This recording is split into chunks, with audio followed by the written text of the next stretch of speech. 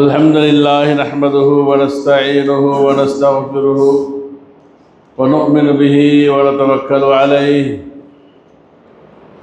ونعوذ بالله من شرور أنفسنا ومن سيئات أعمالنا من يهده الله فلا مضل له ومن يضلله فلا هادي له ونشهد أن لا إله إلا الله وحده لا شريك له ونشهد أن سيدنا مولانا محمدا عبده ورسوله أما بعد أعوذ بالله من الشيطان الرجيم بسم الله الرحمن الرحيم إن الله يأمركم أن تؤدوا الأمانات إلى أهلها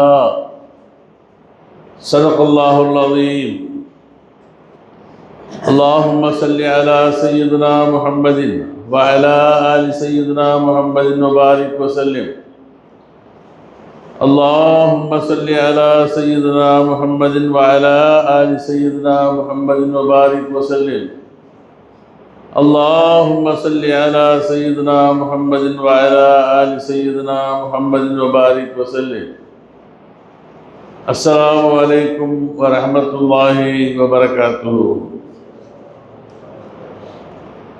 அளவற்ற அருளாளனும் நிகரற்ற அன்புடையவனுமாகிய எல்லாம் வல்ல அல்லாஹ் ஜல்ல ஷானஹு வ தஆலாவின் திருப்பெயர் போற்றி துவங்குவோமாக. சலாத் என்னும் கருணையும் சலாம் என்னும் ஈடேற்றமும் ஈருலக சர்தார் என் பெருமானார் ஸல்லல்லாஹு அலைஹி வஸல்லம் அவர்களின் மீதும் அன்னாரின் பரிசுத்த குடும்பத்தினர்கள் மீதும் அவர்களுடைய வழியை அப்படியே பின்பற்றி வாழ்ந்த உத்தம சத்திய சஹாபாக்கள், தாபியீன்கள், தாபியீன்கள், நல்லோர்கள், நாதாக்கள், உலகமெல்லாம் வாழ்ந்து கொண்டிருக்கக்கூடிய இஸ்லாமிய ஆண்கள், பெண்கள், குறிப்பாக இந்த ஜும்மாவுடைய நன்னாளிலே ஜும்மா தொழுகைக்காக வேண்டி வந்திருக்கக்கூடிய வர இருக்கக்கூடிய நம் அனைவர்களின் மீதும் அல்லாஹு தஆலாவினுடைய அருள் என்றென்றும் நின்று நிலவட்டுமாக. ஆமீன் யா ரப்பல் ஆலமீன். அல்லாஹு தஆலாவின் பெயரால் நாளை மறுநாள் ஜனவரி 26 இந்திய தாய்நாடு தனது 76வது குடியரசு தினத்தை கொண்டாடுவதற்கு தயாராக இருக்கக்கூடிய ஒரு ஜும்மா இது. இந்தியாவினுடைய அரசியல் அமைப்பு சட்டம் இயற்றப்பட்டு அதை நடைமுறைக்கு கொண்டு வந்து இந்திய நாட்டை குடியரசு நாடாக அறிவிக்கப்பட்டு 76வது ஆண்டினை நாமெல்லாம் சந்திக்க இருக்கின்றோம். இந்த சூழ்நிலையிலே குடியரசனுடைய தத்துவம் என்ன, மாண்பு என்ன, மகிமை என்ன, அதை ஆளக்கூடிய ஆட்சியாளர்களுடைய பொறுப்புகள் என்ன, கடமைகள் என்ன என்பதனை குறித்து இந்த உலகம் முழுமைக்கும் வழிகாட்டக்கூடிய திருமறையாம் ஹுதன் லின்னாஸ் என்பதாக அல்லாஹ் சொல்லக்கூடிய திருமறை வாயிலாக அல்லாஹு தஆலா சொல்ல வரக்கூடிய செய்தி என்ன, நல்ல குடியரசு என்றால் என்ன, நல்ல ஆட்சியாளர்கள் யார் என்பதை நாயகம் பெருமானார் ஸல்லல்லாஹு அலைஹி வஸல்லம் எப்படி சொன்னார்கள் என்பதனை குறித்து திருக்குர்ஆனுடைய ஹதீஸுடைய ஒளியிலே நாமும் சில விஷயங்களை பார்க்க இருக்கின்றோம். முதலாவதாக அல்லாஹ் ஜல்ல ஷானஹு வ தஆலா இந்த உலகை படைத்து உலக மக்களை ஆளக்கூடிய ஆட்சியாளர்களை அவனை தேர்வு செய்கின்றான். இந்த மக்கள் அனைவர்களும் இன்புற்று வாழ வேண்டும் என்று சொன்னால் அந்த ஆட்சியாளர்கள் எப்படி இருக்க வேண்டும் என்பதனை குறித்தும் அல்லாஹு தஆலா திருமறையிலே மிக நீளமாக இல்லாமல் இரத்தின சுருக்கமாக சொல்லக்கூடிய 2 செய்திகளை ஒரே ஆயத்திலே அல்லாஹ் சொல்லி காட்டுவார். குடியரசு என்றால் என்ன, அந்த குடியரசை ஆளக்கூடிய ஆட்சியாளர்களுடைய பொறுப்பு என்ன என்பதனை குறித்து திருக்குர்ஆனுடைய 4வது சூரா அன்-நிசாயிலே 58வது திருவசனமாக 2 உபதேசங்களை அல்லாஹ் ஜல்ல ஷானஹு வ தஆலா இந்த உலகத்திற்கு அறிமுகப்படுத்துகின்றான். முதலாவதாக அல்லாஹ் சொல்லக்கூடிய செய்தி, இன்னல்லாஹ யஅமுருக்கும் அன் துஅத்துல் அமானாத்தி இலா அஹ்லிஹா. உங்களிலே யாராக இருந்தாலும் சரி, தனி மனிதனாக இருந்தாலும் சரி, குடும்ப தலைவனாக இருந்தாலும் சரி, ஒரு அமைப்புக்கு தலைவராக இருந்தாலும் சரி, ஒரு நிர்வாகத்துக்கு தலைவராக இருந்தாலும் சரி, ஒரு நாட்டிற்கு தலைவராக இருந்தாலும் சரி, இந்த பொறுப்புகளை அல்லாஹு தஆலா உங்களுக்கு கொடுத்திருப்பது அது ஒரு அமானிதம், உங்களுக்கு சொந்தமானது அல்ல. அல்லாஹ் உங்களுக்கு அமானிதமாக அந்த பொறுப்பை கொடுத்திருக்கின்றான். அந்த அமானிதத்தை, அமானித பொருளை நீங்கள் யார் யாருக்கு எப்படியெல்லாம் அதை ஒப்படைக்க வேண்டுமோ அப்படி ஒப்படைக்கக்கூடியவர்களாக நீங்கள் இருங்கள். அதுதான் சிறந்த ஆட்சியாளருக்குண்டான அழகு, சிறந்த அமைப்புக்குண்டான அழகு, தலைவனுக்குண்டான அழகு என்பதை உங்களுக்கு நாம் கண்டிஷனாக எமுருக்கும்னு சொல்கிறான், கட்டளை இடுகின்றோம்னு சொல்கிறாங்க. உங்களுக்கு கட்டளையாக சொல்லுகின்றேன், நீங்கள் யாராக இருந்தாலும் உங்களுக்கு கீழ் உள்ளவர்கள் விஷயத்தில் உண்டான பொறுப்புகளை சரியாக நிறைவேற்றியாக வேண்டும். இதைத்தான் பெருமானார் ஸல்லல்லாஹு சொன்னார்கள், குல்லுக்கும் ராயின் வ குல்லுக்கும் மஸ்ஊலுன் அன் ரஇய்யத்திஹி. உங்களில் ஒவ்வொருவர்களும் ஒரு பொறுப்பாளர்களாக இருக்கின்றீர்கள். உங்களுடைய பொறுப்புக்கு கீழ் யாரெல்லாம் இருக்குகின்றார்களோ, யாருக்கெல்லாம் நீங்கள் கடமைப்பட்டிருக்கின்றீர்களோ அவர்களுக்கெல்லாம் செய்ய வேண்டிய பொறுப்பை நீங்கள் சரியாக செய்தாக வேண்டும். இது சம்பந்தமாக நாளை கியாமத்துடைய நாளையிலே அல்லாஹ் உங்களை விசாரணை செய்வான், நீங்கள் பதில் சொல்லியாக வேண்டும் என்பதாக நாயகம் பெருமானார் சொல்கின்றார்கள். ஆக அல்லாஹ் சொல்லக்கூடிய முதல் உபதேசம் என்னவென்று சொன்னால், உங்களுக்கு வழங்கப்பட்டிருக்கக்கூடிய பதவிகள், ஜாபுகள் அனைத்தும் அது அமானிதம், உங்களுக்கு சொந்தமானது அல்ல, உங்கள் குடும்பத்துக்கு வாரிசாக ஆக்கிக் கொள்வதற்கு அல்ல, உங்களை நீங்கள் வசதியானவர்களாக மாற்றிக்கொள்வதற்கும் அல்ல. அது உங்களுடைய சொத்து அல்ல, அது பொது சொத்து. பொதுமையாக மக்களுக்கு சேர வேண்டிய அந்த விஷயங்களை அவர்களுக்கு நீங்கள் கொடுப்பது தான் உங்களுக்கு கடமை. அதை நீங்கள் சொந்தமாக ஆக்கிக் கொள்ளுவீர்களேயானால் மிக கடுமையாக தண்டிக்கப்படுவீர்கள் என்பதனை குறித்தும் அல்லாஹ் வேறு ஆயத்துக்களை சொல்லி காட்டுவார். அடுத்து இரண்டாவதாக அல்லாஹ் சொல்லக்கூடிய செய்தி என்னவென்று சொன்னால், வைதா ஹக்கம்தும் பைனன் நாசி அன் தஹக்குமு பில் அத்ல். நீங்கள் பிறருக்கு தீர்ப்பு சொல்லக்கூடிய இடத்திலே அமர்வீர்களேயானால், மக்களுக்கு மத்தியில் தீர்ப்பு வழங்குவீர்களேயானால் நீங்கள் நேர்மையானவர்களாக இருக்க வேண்டும். உங்கள் நேர்மையை அல்லாஹ் பார்த்து கொண்டிருக்கின்றான். எனக்கு சொந்தக்காரன், என்னுடைய கட்சிக்காரன், என்னுடைய கொள்கையில் உள்ளவன், நான் வணங்கும் தெய்வத்தை இவன் வணங்கக்கூடியவன் என்பதற்காக வேண்டியோ, என்னுடைய மொழி அதற்கு சொந்தக்காரன் இவன் என்பதற்காக வேண்டியோ இவனுக்கென்று ஒரு சலுகை, இவன் வேறு நாட்டுக்காரன், வேறு மாநிலத்துக்காரன், வேறு தெய்வங்களை வணங்கக்கூடியவன் என்பதற்காக அவனுக்கு வேறு ஒரு விஷயமோ உங்கள் தீர்ப்பு சொல்லக்கூடிய ஒரு தருணம் வறுமையானால், வைதா ஹக்கம்தும் பைனன் நாஸ், தலைவனாக இருக்கக்கூடியவன், ஆட்சியாளனாக இருக்கக்கூடியவர் உங்களுக்கு மத்தியிலே நீங்கள் தீர்ப்பு வழங்கும் பொழுது மிக நீதத்தை நீங்கள் கடைபிடித்தாக வேண்டும். எந்த விதமான பாரபட்சமும் இருக்கக்கூடாது, பாரபட்சம் இல்லாமல் நீதம் வழங்க வேண்டும்.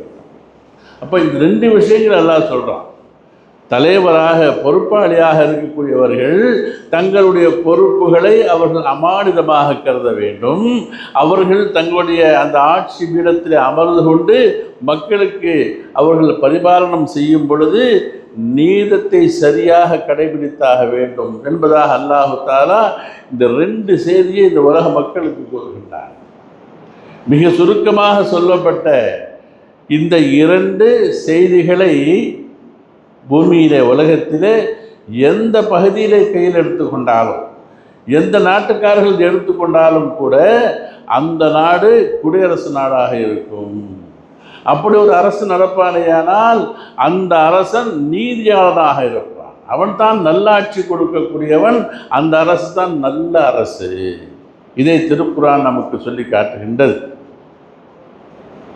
உலகத்திலே ஆட்சிகள் புரிந்த இஸ்லாமிய ஆட்சிகளாகட்டும், ஹலீஃபாக்களுடைய ஆட்சிகளாகட்டும், இந்த 2 ஆயத்தை பின்பற்றி தான் ஆட்சி செய்தார்கள். நம்முடைய ஹலீஃபாக்கள், இஸ்லாமிய ஆட்சியாளர்கள் இந்த 2 ஆயத்தின் அடிப்படையில் தான் ஒரு ஆட்சி செய்தார்கள். அதாவது ஆட்சி பொறுப்பை அமானிதமாக கருதினார்கள். மக்களுக்கு மத்தியில் அவர்கள் ஆட்சி செய்யும் பொழுது இவர் இஸ்லாமியர், அவன் முஸ்லிம் அல்லாதவன், அவன் யூதன், இவன் கிறிஸ்தவன் என்பதற்காக வேண்டி எந்த தீர்ப்பையும் மாற்றி சொன்னதில்லை. நீதமாகத்தான் நீதி செலுத்தி இருக்கின்றார்கள்.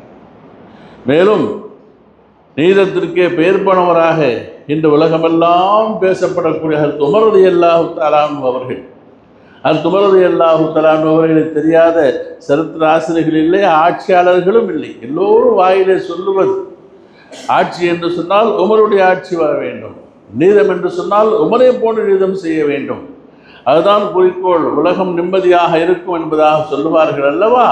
அந்த உமர் ரலியல்லாஹு தஆலா அன்ஹு அவர்கள் தங்களுடைய வாழ்க்கையிலே சொன்ன ஒரு பொன்னான வாசகம், பொன் எழுத்துகளால் பொறிக்க வேண்டிய ஒரு செய்தி, வரலாற்று புஸ்தகங்கள், கிதாபுகள் எல்லாவற்றிலும் பார்க்கலாம், இன்றைய வலைத்தளங்களிலும் கூட பார்க்கலாம்.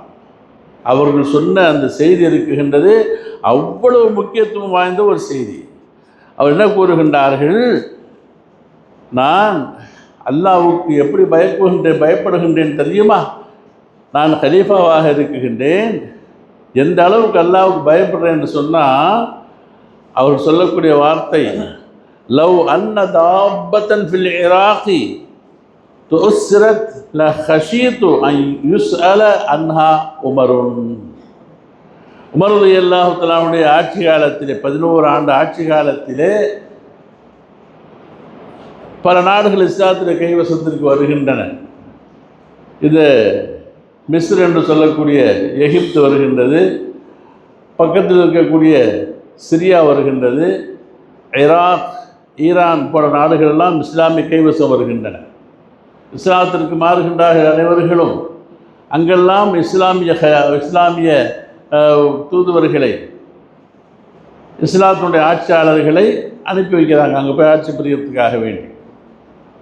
அதாவது என்ன சொல்கிறோம், கவர்னர்கள் அனுப்பிச்சி வைக்கிறாங்க. அந்த அளவுக்கு இஸ்லாமிய ஆட்சி கொஞ்சம் பரவி இருந்துச்சு.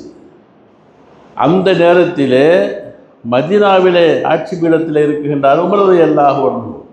சொல்லுகின்றார்கள், நான் மதீனாவிலே இருந்தாலும் கூட எனது ஆட்சிக்குட்பட்ட ஈராக்கிலே, அது 1-2 மைல்களுக்கு அப்பால் உள்ள ஒரு நாடு, அந்த ஈராக் நாட்டிலே ஒரு நதி ஓரத்திலோ, ஒரு கடல் ஓரத்திலோ, ஒரு மலையோரத்திலோ ஒரு கால்நடை அது காயப்பட்டு நோய்வாய்ப்பட்டு யாரும் கவனிக்காமல் உயிருக்கு போராடி மக்களால் கைவிடப்பட்டு செத்து போகுமையானால் அதை குறித்தும் நான் அல்லாஹ்வுக்கு பதில் சொல்ல வேண்டி இருக்குமே என்று பயப்படுகின்றேன் அப்படின்னாங்க. என்ன பொருள் அங்கே, நான் மனிதர்களுக்கு மட்டும் ஆட்சியாளன் அல்ல, கால்நடைகளுக்கும் ஆட்சியாளர். என்னுடைய ஆட்சியிலே மனிதர்கள் மட்டும் அவர்கள் நிம்மதி குலையக்கூடாது என்பது அல்ல, மிருகங்களும் கூட நிம்மதி இழக்கக்கூடாது. இந்த செய்தியை இன்றைய வலைத்தளங்களில் நல்லா பார்க்குறானுங்க. லவ் அன்ன தாப்பத்தன் ஃபில் இராகி துஸ்ஸிரத் லஹஷீது அன் யுஸ்அல அன்ஹா உமர். ஏதாகிலும் ஒரு கால்நடை, அது ஆடாக இருக்கலாம், மாடாக இருக்கலாம், ஒட்டகமாக இருக்கலாம், வைத்தியம் பார்க்க முடியாது, இனிமேல் சரிபட்டு வராது என்பதற்காக கைவிடப்பட்டு எங்காகிலும் போடப்பட்டு விடுமையானால் அது கஷ்டத்திலே சொறிபிடித்து வியாதியிலே தத்தளிக்கும் பொழுது அது அங்கு கடந்து அது சாகுமையானால் அது குறித்து நான் கேட்கப்படுவேன், அல்லாஹ்வுக்கு நான் அதையும் பயப்படுகின்றேன் என்பதாக சொல்றார். அது மட்டுமல்ல, இன்னொரு பிரபலமான செய்தி அவர்களுடைய வாழ்க்கையிலே, எந்த ஆட்சியாளர்களும் எந்த நாட்டிலும் செய்ய முடியாத ஒரு செய்தி. அவருடைய 10ஆம் ஆண்டு ஆட்சி, 11 ஆண்டு காலங்கள் ஆட்சி செய்கிறாங்க. 10ஆம் ஆண்டிலே அவர்கள் ஹஜ்ஜுக்கு போவதாக சொல்லி அவருடைய ஆளுமைக்கு உட்பட்ட நாடுகளுக்கெல்லாம் அறிவிப்பு கொடுக்கப்படுகின்றது. இந்த ஆண்டு கலீஃபா உமர் ஹஜ்ஜுக்கு வருகின்றார்கள். அப்பொழுது உங்களால் முடிந்தவர்கள் ஹஜ்ஜுக்கு வாருங்கள் என்பது அழைப்பு கொடுக்கப்படுகின்றது. அதிலும் குறிப்பாக அந்த மாநிலத்து கவர்னர்கள் வந்தாக வேண்டும் என்பதாக, ஆளுநர்கள் வர வேண்டும் என்பதாக அறிவிப்பு கொடுக்கப்பட்டு ஹஜ்ஜுடைய அமல்கள்லாம் முடிந்த பிறகு அனைவர்களையும் ஒன்று கூட்டுகின்றார்கள். அனைவர்களையும் ஒன்று கூட்டி அதில் ஆளுநர்கள் இருக்கிறார்கள், அவருடைய ஆட்சிக்குட்பட்ட ஆளுநர்களை எல்லாம் நிறுத்துகின்றார்கள், வரிசையாக நிற்க வைக்கின்றார்கள். நிற்க வைத்துவிட்டு மக்களுக்கு மத்தியில் சொல்லுகின்றார்கள், மக்களே, நான் உங்களுடைய கலீஃபாவாக இருக்குகின்றேன். இவர்கள் ஆளுநர்கள் உங்கள் பகுதிக்கு. இவர்கள் குறை செய்தால் அந்த குறையை கண்டுபிடிக்கவில்லை என்று சொன்னால், சரி செய்யவில்லை என்று சொன்னால் நான் குற்றவாளியாக ஆகிவிடுவேன். எனவே உங்கள் பகுதியைச் சேர்ந்த ஆளுநர்கள் உங்கள் விஷயத்தில் தவறாக நடந்திருப்பார்களே ஆனால், உங்களிடத்திலே உங்களுக்குண்டான உரிமையை பறித்திருப்பார்களே ஆனால், உங்களுக்கு கொடுக்க வேண்டிய ஹக்கை அவர்கள் நிற்பாட்டி இருப்பார்களே ஆனால், அந்த ஆளுநர்கள் மீது குறை இருந்தால் நீங்கள் சொல்லலாம். சொல்ல முடியுமா? இந்த காலத்தில் எம்எல்ஏக்களெல்லாம் நிப்பாட்டி வச்சு ஒரு முதல்வர் இவர் மேலே ஏதாவது ஊழல் புகார் இருந்தால் சொல்லுங்கள் என்பதாக சொல்ல முடியுமா? அவர் சொல்லிடுவாரா? மாட்டார். ஏன்னா அவங்கேருந்து ஆரம்பித்து மேல் வரைக்கும் ஊழல்கள் தான், எல்லாம் ஊழல் தான். இவர் அவரை சொன்னார், இவர் சொல்லுவார், ஆட்சி போயிடும். உமர் அவர்களுக்கு அந்த தைரியம் இருந்தது. நான் பரிசுத்தமானவன், சுத்தமானவன், என்னுடைய கையில் கரை இல்லை, என்னுடைய ஆட்சியிலும் இருக்கக்கூடாது என்பதற்காக வேண்டி மக்களை சொல்லுகின்றார்கள். யாருமே சொல்ல இல்லை, எங்களுடைய ஆளுநர் நல்லவர், நீதமாக நடத்துகின்றார், நீதமாக செயல்படுகின்றார், எந்த குறையும் நாங்கள் சொல்ல மாட்டோம் என்பதாக சொல்லி கொண்டிருக்கும் பொழுது ஒரே ஒரு ஆளுநர் விஷயத்திலே ஒரு ஏழை வாலிபர் எழுந்தார். கலீஃபா அவர்களே, அதோடு இருக்குகின்றாரே அம்ர் இப்னுல் ஆஸ், அவர் விஷயத்தில் நான் ஒரு புகார் கொடுக்குகின்றேன் அப்படின்னார். யார்? எகிப்துடைய ஆளுநர், அவர் பெரிய நாட்டுடைய ஆளுநர். என்ன புகார் சொல்ல போகிறீங்க? என்னுடைய மகன், அவருடைய மகன், 2 பேரும் ஒரே வயசு, ஏழை பையன், என் பையன், அவர் ஆளுநருடைய பையன். 2 பேரும் ஒரு போட்டி, ஒட்டக போட்டியோ அல்லது குதிரை ஓட போட்டியிலோ போகும்பொழுது ஏழை பையன் ஜெயிச்சிடுறார். ஜெயிச்சுட்டா பணக்காரன் அந்த ஆளுநருடைய மகன் என்ன செய்கிறாரு? ஓங்கி அடிச்சிடுறாரு. இவரும் திரும்பி அடித்து ஏதோ பிரச்சனை வந்துடுது. இது ஆளுநர்கிட்ட போயிடுச்சு. எப்படி என் மகனை கையடிச்சு அடிக்கலாம்? செஞ்ச குற்றமாவோ முதல்ல மோங்காரம் செஞ்சான், எப்படி செய்யலாம் என்பதாக சொல்லி மக்களுக்கு முன்னால் நிறுத்தி 100 கசையடிகள் அந்த வாலிபனுக்கு கொடுக்கப்பட்டது. 100 அடி அடிச்சிட்டார். அரசர் அடிக்க வச்சிட்டார். சொன்னார், என் மேலே குற்றமெல்லாம் இல்லை, போட்டி வச்சாங்க, போட்டி தான் நான் ஜெயித்தேன். இந்த பையன் என்ன அடிக்க ஆரம்பிச்சிட்டான், திருப்பி நான் ஒரு அடி அடிச்சிருந்தான், அவனும் சண்டையை ஆரம்பித்தான். நான் தப்பெல்லாம் செய்யலை, நான் ஒரு அடி அடித்ததுக்காகவே 100 அடிகள் என்னை அடிக்கப்பட்டு போச்சு. சட்டையை போட்டு காட்டிட்டான்.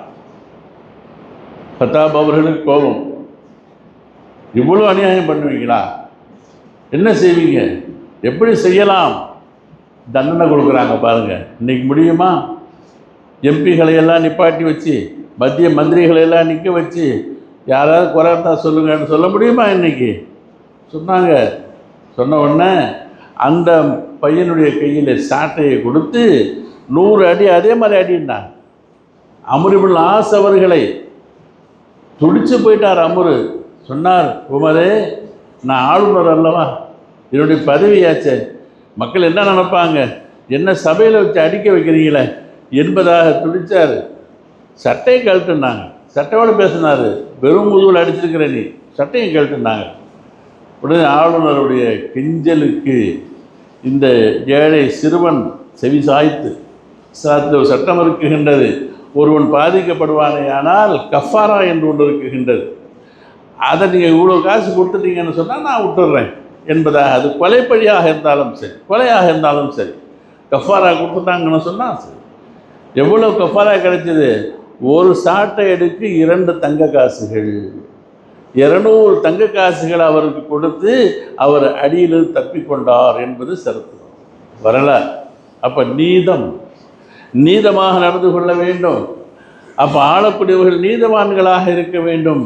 தன்னுடைய சொந்தக்காரன், என்னுடைய ஜாதிக்காரன், என் மொழிக்காரன், என் பக்கத்து வீட்டுக்காரன், இதெல்லாம் இஸ்லாத்தில் செல்லாது. ஏனென்றால் அல்லாஹ் ஜல்ல ஷானுஹு வ தஆலா திருக்குர்ஆனிலே 350 இடங்களுக்கு மேலாக நீதத்தை கடைபிடியுங்கள், நீதவான்களாக இருங்கள் என்பதாக அல்லாஹ் சொல்கிறான். அந்த அடிப்படையில் நீதம்தான். அது மட்டுமா, உமர் ரலியல்லாஹு தஆலா அவர்களுடைய அந்திய காலம் அவர்கள் கத்தல் செய்யப்படுகின்றார்கள். அதன் பிறகு அவர்களுடைய சொத்து மதிப்புகளை பார்க்கின்றார்கள். என்ன வச்சிருக்கிறாங்க? 11 ஆண்டுகள் ஆட்சி செய்த மிகப்பெரிய ஆட்சியாளராயிற்று என்பதாக பார்த்த பொழுது கோடிகளில் இல்லை, லட்சங்களிலே இல்லை, ஆயிரங்களிலே இல்லை. பார்க்க போனால் அவர்கள் குடியிருக்கக்கூடிய வீடும் கூட அவர்களுக்கு சொந்தமானதாக இல்லை, அந்த குடிசையும் கூட அவர்களுக்கு சொந்தமானதாக இல்லை. அதுதான் உங்களுடைய ஆட்சி. அதே நேரத்திலே அவர்கள் சிறு சிறு கடன் பட்டிருக்கின்றார்கள் மக்களிடத்திலே. உடனடியாக அவருடைய பிள்ளைகள் எல்லாம் சேர்ந்து அவர்கள் பேரில் இருந்த ஒரு சின்ன பிளாட் ஒன்று, ஒரு இடம், அதை விற்று அந்த கடனை அடைக்க செய்தார்கள். இது உமர் ரலியல்லாஹு தஆலா அவர்களுடைய ஆட்சி. அதே போன்றுதான் நாயகம் பெருமானார் ஸல்லல்லாஹு அலைஹி வஸல்லம் அவர்களும் கூட அல்லாஹு தஆலாவிடத்திலே மதீனாவுக்கு இது செய்து வரும் பொழுது அல்லாஹ்விடத்தில் ஆட்சியை கேட்டார்கள். இந்த இஸ்லாமியம் பரவ வேண்டும் என்று சொன்னால் வஜஅல் லீ மின்க சுல்தானன் நசீரா, யா அல்லாஹ் உன் புறத்தில் இருந்து எனக்கு ஆட்சி, உன்னுடைய உதவியை பெற்ற ஆட்சி அதிகாரத்தை எனக்கு நீ கொடுப்பாயாக. ஒரு ஆட்சியில் அதிகாரத்தில் இருந்தால் தான் சொல் எடுபடும். அப்போ தான் மக்களிடத்தில் ஆட்சியாளர் என்ற பெயர் ஒன்று சொல்லும் பொழுது அல்லாஹ் ஜல்ல ஷானுஹு வ தஆலா அவர்களுக்கு பிரம்மாண்டமான ஆட்சியை கொடுத்தான். அசுர பலத்தோடு மதீனாவிலே, அசுர பலத்தோடு 11 ஆண்டுகள் ஆட்சி செய்கிறாங்க. யார்? நாயகம் பெருமானார் ஸல்லல்லாஹு அலைஹி வஸல்லம் அவர்கள். எந்த அளவிற்கு நீதம் என்று சொன்னால், அந்த மதீனாவிலே யூதர்களும் வாழுகின்றார்கள். அவர்களுடைய அந்த வணக்கத்திற்கோ அவர்களுடைய வேத பிரகாரம் நடப்பதற்கோ தடை இல்லை.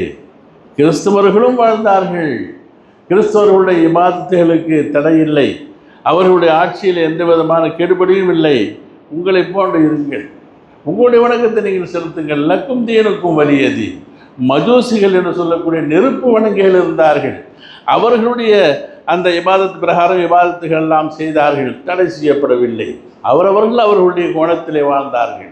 இரண்டால் இஸ்லாம் சொல்லிக் கொடுக்குகின்றது, உங்கள் நடப்பை பார்த்து அவங்க வரணும். போய் யாரையும் அவங்கள கண்டிஷன் பண்ணி இஸ்லாத்தில் வாங்கன்னு கூப்பிட்டு இஸ்லாத்தில் இடம் கிடையாது. அப்போது நீங்கள் யாரிடமும் பகைமையை வளர்த்து கொள்ளாதீர்கள் குர்ஆன் சொல்லுது. நீங்கள் அவங்க வாங்கணுங்கூடிய தெய்வங்களை போய் திட்டாதீங்கன்னு சொல்லுது. வலா தசுப்புல்லதீன யதுஊன மின் தூனில்லாஹ், அல்லாஹ் அல்லாதவைகளை வணங்குகின்றார்கள் அல்லவா, தெய்வங்களை போய் திட்டாதீங்க, அது வணங்குறவங்களை போய் திட்டாதீங்க. ஏன்னு கேட்டால் திருப்பி உங்களுக்கு அந்த மாதிரி வேலை செய்வாங்க. இந்த அளவிற்கு இஸ்லாம் மிக கடினமான சட்டங்களை இஸ்லாம் வைத்து அதைத்தான் இஸ்லாம் என்ன செய்கின்றது, குடியரசு என்பதாக சொல்றது. அப்படித்தான் ஒரு ஆட்சியாளர் இருக்க வேண்டும். ஒரு தலைவன் இறந்து விடுவானேயானால் அவனுடைய இறப்புக்கு பிறகு கணக்கு பார்க்கும் பொழுது என்ன வச்சுட்டு போயிருக்கிறான் என்பது பார்ப்பது ஒரு மரபு. நாயகம் பெருமானார் ஸல்லல்லாஹு அலைஹி வஸல்லம் அவர்கள் வஃபாத்திற்கு பிறகு எதை விட்டு சென்றார்கள், அவர்களுக்கு என்ன மிச்சமாக இருந்து பார்க்கும் பொழுது ஹதீஸ் ஷரீஃபிலே பார்க்கலாம், மா தரக்க தீனாரன் வலா திர்ஹமன், ஒரு தங்க காசியையும் விட்டு வைக்கவில்லை வீட்டிலே மிச்சமாக, ஒரு வெள்ளி காசும் கூட இல்லை. வலா அமத்தன் வலா அபுதன், ஒரு ஆம்பளை அடிமையும் வைத்ததில்லை, பெண் அடிமையும் யாரும் அடிமைகளாக இருக்கவில்லை. மாறாக இல்லா பகலத்தன் ஏற்கபுகா, அவர்கள் பிரயாணம் செய்யக்கூடிய ஒரு கோவேரி கழுதை இருந்தது. சிலாசன பிரயாணம் செய்யக்கூடிய ஒரு கோவேரி கழுதை. அடுத்து வ சிலாஹன், போருக்காக வேண்டி உபயோகப்படுத்தக்கூடிய சில கருவிகள் இருந்தன. அந்த கத்தி, ஈட்டி, அது மேலே போடக்கூடிய அந்த தலைக்கு கவசம், இது போன்ற அந்த போர் கருவிகள் இருந்தன. வாருலன் ஜாலஹாலி இப்னி சபீலின், அவர்களுக்கு ஹதியாவாக வந்த ஒரு நிலம், இந்த ஜிஹாதுகளுக்கு போகும் பொழுது, எதிரிகளை கொல்லும் பொழுது அது கனிமத்தாக கிடைக்கும். அவங்களுடைய சொத்துக்கள் இவருக்கு வந்து கிடைச்சிடும். யாரை கொலை பண்ணாங்களோ எதிரிகளில் அப்படி கிடைச்ச ஒரு நிலம் ஒன்று இருந்து ஸல்லல்லாஹு அவர்களுக்கு, அதையும் கூட பெருமானார் அவர்கள் எனக்கு பிறகு யாருக்கும் இது வாரிசாக செல்லக்கூடாது, வழிபோக்கர்களுக்கு தங்குமிடமாக அங்கே தங்குமிடம் அது ஏற்பாடு செய்து வரவங்க எல்லாம் அங்கே தங்கி போகிறதுக்கு உண்டான பொது உபயோகத்திற்காக வைக்கப்பட வேண்டும் என்பதாக அதை ஒதுக்கி வைத்திருந்தார்களே தவிர பெருமானார் ஸல்லல்லாஹு அவர்கள் தங்களுக்காகவோ தங்கள் வாரிசுகளுக்காகவோ தங்களுடைய குடும்பத்திற்காகவோ எதையும் சேர்த்து வைத்திருக்கவில்லை. அந்த அளவிற்கு நீதமாக இருந்தார்கள். நீதம் என்று சொன்னால் நபிகளாருடைய வரலாறிலே மிகப்பெரிய நீதம், சொல்ல முடியாத நிகரில்லாத ஒரு நீதம். என்ன செஞ்சாங்க தெரியுமா? இஸ்லாத்திலே பழிக்கு பழி என்பது ஒன்று இருக்குகின்றது. கையை வெட்டினா கையை வெட்டணும், கண்ணை தோண்டிட்டா இன்னும் அதே மாதிரி செய்யணும். ஏன்னா அவன் யாரும் பாதிக்கப்படக்கூடாது. அப்படிப்பட்ட சூழ்நிலையில் ஒரு பெண்மணி திருடி விடுகின்றார். மஹ்சூமியா என்ற வம்சத்தை சார்ந்த ஒரு பெண். அதாவது அந்த வம்சம் வந்து ரொம்ப பிரபலமான வம்சம், நல்ல குடும்பம், பேர் போன குடும்பம். அந்த குடும்பத்து பெண் திருடி விடுகின்றாள். அப்போ நினச்சாங்க இது நல்ல ஃபேமஸான குடும்பம், பணக்கார குடும்பம் இது, இந்த பெண்ணுக்கு தண்டனை கொடுக்கப்பட்டா அந்த குடும்பத்தார்கள் எல்லாம் ரொம்ப கஷ்டமாக ஆகிடுவாங்க, இஸ்லாத்துக்கு எதிரியாக மாறிடுவாங்க. அதனால் எப்படியாவது கொஞ்சம் நஞ்சம் சொல்லி ரசூலுல்லாஹ்கிட்ட அந்த தண்டனையை குறைக்க சொல்லிடுவோம். கையில் விட்ட வேண்டியதாக இருக்குது, எல்லா ஆதாரங்களும் கிடச்சி போச்சு, இதை எப்படி நிப்பாட்டிடணும், தண்டனையை கொஞ்சம் குறைச்சி ஏதாவது காசு பணம் கொடுக்குற மாதிரி செஞ்சிடலாமா என்பதாக பேசும் பொழுது சஹாபாக்களுக்கு மத்தியில் ஒரு குழப்பம். எல்லாரும் வந்து ரசூலுல்லாஹ்ட்ட சொல்லி எப்படியாவது சட்டத்தை மாற்றிடுவோம் என்பதாக. அந்த நேரத்தில் அது உசாமா ரலியல்லாஹு தஆலா அன்ஹு, ரசூலுல்லாஹ்வுடைய வளர்ப்பு பிள்ளை, அவர்கிட்ட போய் சொல்கிறாங்க. நேரடியாக போய் ரசூலுல்லாஹ்ட்ட பேசினா எதுவும் பிரச்சனை வந்துடும், அதனால் அவர்கிட்ட சொல்லி மெதுவாக நம்ம பேச வைக்கலாம் என்பதாக அந்த உசாமா அவர்களிடத்தை சொல்லி தண்டனையை கொஞ்சம் குறைக்க சொல்லுங்கள். உசாமா அவர்கள் போனாங்க. இப்படி பேசிக்கிட்டே இருக்கும்போது யார் ரசூலுல்லாஹ் இப்படி ஒரு செயல் நடந்து போச்சு. அந்த மஹ்சூமியாங்கிற குடும்பத்தை சேர்ந்த ஒரு பெண்ணு, அந்த பெண்ணுக்கு பேர் வேறு ஃபாத்திமா வேறு. அந்த பொண்ணுக்கு பேர் என்னங்க, ரசூலுல்லாஹ்வுடைய மகளுடைய பேர் மாதிரி அதுவும் ஃபாத்திமா. அந்த ஃபாத்திமா அது மாதிரி செஞ்சிடுச்சு. அதனால் எல்லோரும் அபிப்பிராயப்படுறாங்க, கொஞ்சம் சட்டத்தில் கொஞ்சம் குறைச்சி வேறு மாதிரி கொஞ்சம் ஸல்லல்லாஹு அவருடைய கண்களிலே கோபம், கண்ணமெல்லாம் செவந்து போச்சு. என்ன சொன்னாங்க தெரியுமா? முந்தைய சமுதாயம் அல்லாஹ்வுடைய சட்டத்திற்கு இப்படி மாற்றமாக நடந்து அல்லாஹ்வுடைய சாபத்திற்கு ஆளாகி போனார்களே, அதுபோல் நீங்கள் ஆகுவதற்கு ஆசைப்படுகின்றீர்களா என்று சொல்லிவிட்டு ஒரு வார்த்தை கூறினார்கள். எப்படிப்பட்ட வார்த்தை அது? லவ் அன்ன ஃபாத்திமத பின்த் முஹம்மதின் சரகத். அந்த ஃபாத்திமா என்ன, இந்த முஹம்மதுடைய மகள் ஃபாத்திமாவே திருடி இருந்தாலும் கூட லகதஅது யதஹா, அவள் கையை நான் வெட்டி இருப்பேன் அப்படின்னா. அந்த ஃபாத்திமா இல்லை, ஏன் ஃபாத்திமா என் மகள் செஞ்சாலும் கூட, சொர்க்கத்து தலைவி, அவங்க திருடி இருந்தாலும் கூட கையை வெட்டிடுவேன். அல்லாஹ்வுடைய சட்டம் பொதுவானது, நீதமானது என்பதாக சொன்னாங்க. இதுபோன்று நீதத்திலும் சரி, பதவிகள் கிடைக்கப்பட்டால் அந்த பதவியை அமானிதமாக கருதுவதிலும் சரி, எந்த ஆட்சியாளர் அமானிதமாக கருதுவாரோ, எந்த ஆட்சியாளர்கள் ஆட்சியிலே நீதம், உண்மை, இந்த ஆடம்பரம் இல்லாத தன்மை இவைகளெல்லாம் இருக்குமோ, அப்படிப்பட்ட ஆட்சியாளர்கள், குறிப்பாக இன்னும் சொல்லப்போமையானால் அல்லாஹ் என்னை பார்த்து கொண்டிருக்கின்றான், நான் நீதமாக நடக்க வேண்டும், இறைவனுக்கு பதில் சொல்ல வேண்டும் என்ற எண்ணத்தோடு எங்கெல்லாம் ஆட்சி நடக்குமோ அதுதான் நீதமான ஆட்சி. அவர்கள்தான் நீதமான ஆட்சியாளர்கள். அங்குதான் குடியரசு மலர்ந்து கொண்டிருக்கின்றது.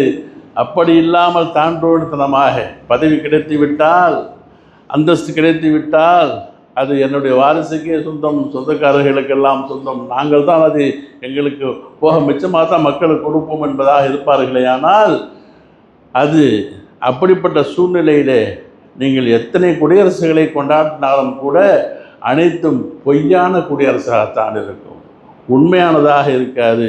அனைத்திலும் வெறும் வேஷம், வார்த்தையில் தான் இருக்கும். எனவே அல்லாஹ் ஜல்ல ஷானுஹு வ தஆலா உண்மையான நேர்மையான தலைவர்களை கொண்ட நல்ல குடியரசை இந்த உலகம் முழுக்க அல்லாஹ் ஏற்படுத்தி நாட்டிற்கு சுபிட்சத்தையும் நல்ல அமைப்புகளையும் வாழ்க்கை வழிமுறைகளையும் அல்லாஹ் ஏற்படுத்தி தருவானாக.